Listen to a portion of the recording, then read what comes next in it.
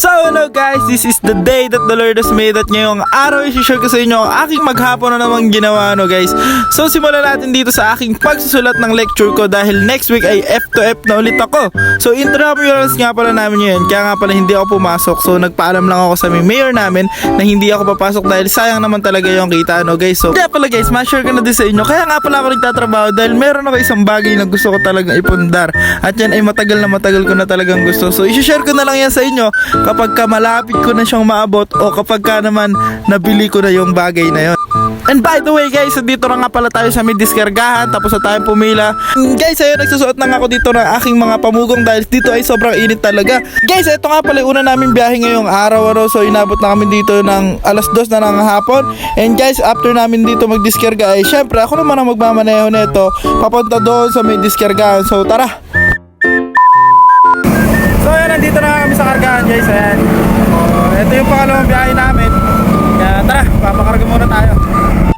And yun guys, thank God dahil pangalawang biyahe na naman namin itong kinakarga namin. At syempre tuloy-tuloy lang yung biyahe natin hanggang sa maggabi na naman. At syempre baka abutin na naman tayo ng umaga. So dito guys, binabantayan ko nga pala yung karga ko. Kailangan dito kasi pantay para hindi na ako mahirapan mag-ayos na ito mamaya. Kasi minsan pagka sobra ipapalahin ko yan ng sobrang dami. At guys, tingnan nyo yung mga bata na to enjoy na enjoy dito sa may lungkaw, dito sa may kargahan. Dive muna, dive!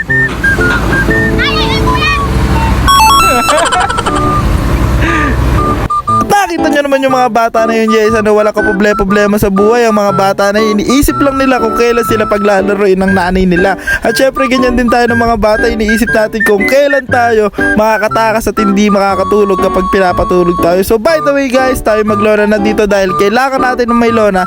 Dahil syempre para maiwasan nating maalikabukan yung mga kasunod natin o may malaglag na mga lupa dito at makatama tayo. And yun guys, umahon na nga tayo dito sa may kargahan after natin maglona. At syempre magdi-diesel muna tayo para naman dito sa ating pangalawang biyahe. So kailangan may pondo yung ating diesel kasi mahirap nang maubusan tayo sa daan guys. And guys, after namin mag-diesel ay dire-diretso na tayo dito sa ating diskargahan guys. At syempre, alam ko naman na dito, nagagabihin na rin talaga tayo dahil syempre, alas 5 na ay nasa daan pa rin tayo. So yun nga guys, medyo dumidilim na ang ating kapaligiran. And by the way guys, hindi na nga pala tayo pwedeng gabihin sa susunod nating mga biyahe. Dahil syempre, may pasok na ako noon at hindi ako pa pwedeng umabsent. Syempre, mas priority ko ang pag-aaral kaysa sa pagtatrabaho dahil andun ang aking future. And by the way guys, andito na tayo sa may diskargahan natin. Handa na tayo pumila at syempre, nakakainip kaya mag-ML muna ako dito para naman syempre matanggal yung inip natin dahil kapag ka talagang pumila ka dito ay makakatapos ka na isang game. And yun guys, after na nga nating malustrik dito ay magdidiskarga na tayo at dito ko na lang idadaan yung mga kakampi ko na isipin ko na lang talaga na ibinabaon ko sila dito habang dinisir itong maraming lupa na to. Hindi, biro lang okay lang yun. Kahit na matalo tayo as long as nag-enjoy at natatanggal lang inip natin, okay lang yun. At guys, after nga namin dito magdiskarga ay syempre ako na ang magmamanehon truck na to dahil si Papa ay mamamahinga na dahil syempre gabi na, anong oras na din kami natapos magdiskarga, mga around 8pm na to ng gabi. At syempre guys, kailangan na rin niyang magkaroon ng pahinga dahil siya naman yung magmamaneho mamaya at ako naman matutulog. So ganoon nga lang, 'di ba? Every time naman salit kami ng pagmamaneho. And guys, after an hour nang narating na natin dito sa may kargahan na naman at eto ang ating pangatlong biyahe guys. So hello guys, nandito na tayo ngayon sa may kargahan So gabi na din, ready na kami para sa aming pangatlong biyahe. Ay magre-ready pa lang pala. So natutulog muna si Papa doon. So pinagpahinga ko muna siya and mamaya pa naman ako karga dahil marami talagang truck dito inabutan namin guys. So yun guys, update ko na lang kayo kapag kami nakakarga na at syempre kapag kami alis na para sa aming pangatlong biyahe.